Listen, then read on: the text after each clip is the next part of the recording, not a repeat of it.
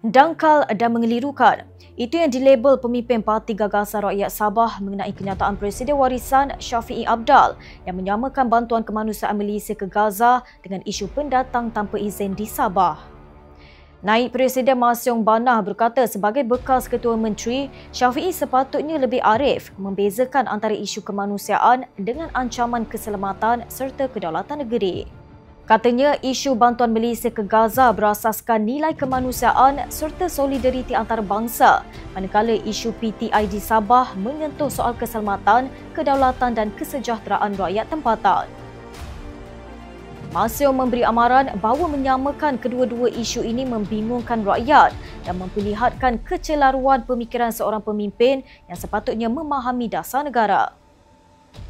Ketua PGRS Tambunan Victor Paul Paut pula menuduh Shafie mengambil kesempatan terhadap isu sensitif negeri itu untuk meraih keuntungan politik. Beliau berkata rakyat Sabah telah lama menderita akibat penguatkuasaan lemah terhadap kemasukan PTI, termasuk ketika Shafie sendiri memegang jawatan sebagai Ketua Menteri. Victor berkata pemimpin yang benar-benar berjiwa rakyat akan mempertahankan negeri ini dengan tegas, bukan menyamakan penjenayah imigresen dengan mangsa peperangan. Haili Izzati, FMT.